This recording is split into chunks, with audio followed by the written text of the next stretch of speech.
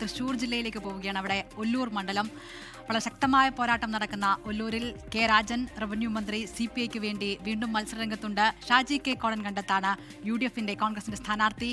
NDAക്ക് വേണ്ടി ബിജോയ് തോമസും മത്സരരംഗത്തുണ്ട്.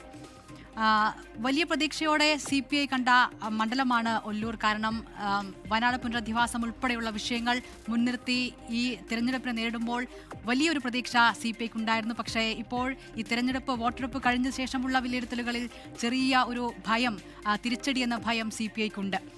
UDFന്റെ കണക്കുകൾ നോക്കുകയാണെങ്കിൽ വികസനമില്ലായ്മ അതായിരുന്നു ഈ തെരഞ്ഞെടുപ്പിൽ UDF ഈ മണ്ഡലത്തിൽ മുഖ്യമായും പ്രചാരണ ആയുധമായി ഉപയോഗിച്ചിരുന്നത്. അത് ജനങ്ങൾ ഏറ്റെടുത്തിട്ടുണ്ട്, തങ്ങളുടെ ആ പ്രചാരണം ജനങ്ങൾ ഏറ്റെടുത്തിട്ടുണ്ട് എന്നാണ് UDF വിശ്വസിക്കുന്നത്. മണ്ഡലം പിടിച്ചെടുക്കും എന്ന ഒരു പ്രതീക്ഷയിൽ തന്നെയാണ് UDF ഉള്ളത്.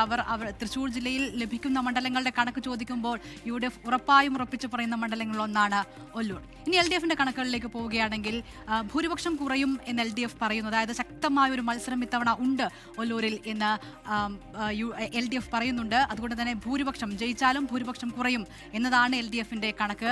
സീറ്റ് നിലനിർത്തും എന്ന് പക്ഷേ LDF ഉറപ്പിച്ച് തന്നെ പറയുന്നുണ്ട്. അപ്പോൾ രണ്ടു മുന്നണികളും ജയിക്കുമെന്ന പ്രതീക്ഷ വയ്ക്കുന്ന മണ്ഡലം കൂടിയാണ് ഒല്ലൂർ. അവിടെ എന്ത് സംഭവിക്കുമെന്നത് മെയ് 4 തന്നെ കാണണം. ആ ദിവസം ഒരുപക്ഷെ വോട്ടെണ്ണൽ നടക്കുമ്പോൾ ഏറ്റവും പ്രതീക്ഷയോടെ കാത്തിരിക്കുന്ന മണ്ഡലങ്ങളിൽ ഒന്ന് അത് തീർച്ചയായും ഒല്ലൂർ തന്നെയായിരിക്കും. ഇത്തവണത്തെ പോളിംഗ് ശതമാനത്തിലേക്ക് കൂടി നമുക്ക് വരാം. 2021 83.58% ഒല്ലൂരിലെ പോളിംഗ് ശതമാനം. പക്ഷേ അത് 5 വർഷത്തിനിപ്പുറം 2026 എത്തുമ്പോൾ 81.01% കുറഞ്ഞിട്ടുണ്ട്. അതായത് പോളിംഗ് ശതമാനത്തിൽ ഒരു കുറവ് രേഖപ്പെടുത്തിയിട്ടുണ്ട്. ആർക്കനുകൂലമായിരിക്കും, ആർക്കെതിരായിട്ടായിരിക്കും, എന്തുകൊണ്ട് ഈ ശതമാനക്കുറവ് എന്നത് വളരെ ശ്രദ്ധേയമായൊരു ചോദ്യമാണ് ഒല്ലൂരിനെ സംബന്ധിച്ചിടത്തോളം. LDFന് തിരിച്ചടിയാകുമോ എന്ന ഒരു വലിയ ചോദ്യം അവിടെ ബാക്കിയാവുന്നുണ്ട്. ഇല്ല, ഞങ്ങൾ ജയിക്കുമെന്ന് LDF പറയുന്നു, മണ്ഡലം തിരിച്ചുപിടിക്കുമെന്ന് UDFും പറയുന്നു. ഇനി 2021 നിയമസഭാ തെരഞ്ഞെടുപ്പിലെ ഫലം കൂടി നമുക്ക് നോക്കാം. കെ രാജൻ തന്നെയായിരുന്നു LDFന്റെ സ്ഥാനാർത്ഥി. 76,657 വോട്ട്, അതായത് പോൾ ചെയ്തതിന്റെ 49.09% വോട്ടായിരുന്നു കെ രാജൻ അന്ന് നേടിയത് 2021.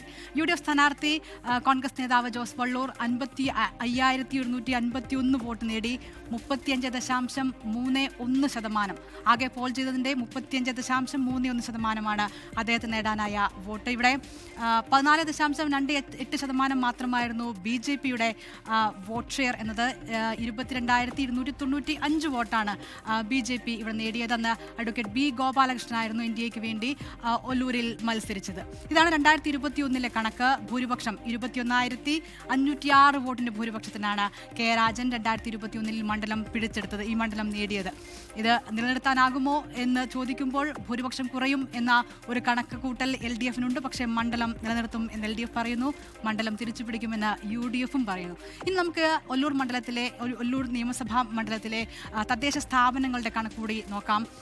തൃശൂർ കോർപ്പറേഷന്റെ 14 വാർഡുകൾ ഇവിടെ ഈ ഒല്ലൂർ നിയമസഭാ മണ്ഡലത്തിന്റെ ഭാഗമായുണ്ട്. അവ UDFന്റെ കൈകളിലാണ്.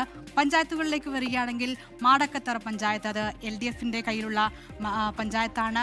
നടത്തറ അത് LDFന്റെ കയ്യിലാണ്. എന്നാൽ മറ്റ് 2 മണ്ഡലങ്ങൾ പുത്തൂറും പാണഞ്ചേരിയും, ഈ 2 പഞ്ചായത്തുകൾ അത് UDFന്റെ കൈവശമാണ്. അപ്പോൾ പഞ്ചായത്തുകൾ കണക്കെടുക്കുമ്പോൾ 2-2 എന്ന നിലയിൽ 2 മുന്നണികളും ഒപ്പത്തിനൊപ്പമാണ്. പക്ഷേ തൃശൂർ കോർപ്പറേഷന് അതൊരു വലിയ ഒരു മേധാവിത്വം UDFന് നൽകുന്നുമുണ്ട്. പക്ഷേ തദ്ദേശ തെരഞ്ഞെടുപ്പിന്റെ ഫലം ആ രീതിയിൽ തന്നെ ആയിരിക്കുമോ നിയമസഭാ തെരഞ്ഞെടുപ്പിൽ എന്ന് ചോദിക്കുമ്പോൾ അങ്ങനെയല്ല.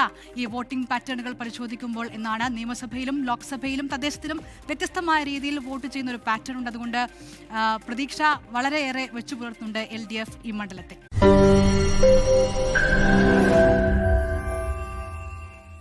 ലോകത്തെവിടെയായാലും ഏത് സമയത്തും 24 വാർത്തകളും ഓഗ്മെന്റഡ് റിയാലിറ്റി പാക്കേജുകളും എക്സ്പ്ലെയിനറുകളും വിശദമായി കാണാൻ ഞങ്ങളുടെ YouTube ചാനൽ നിങ്ങൾക്ക് സബ്സ്ക്രൈബ് ചെയ്യാം.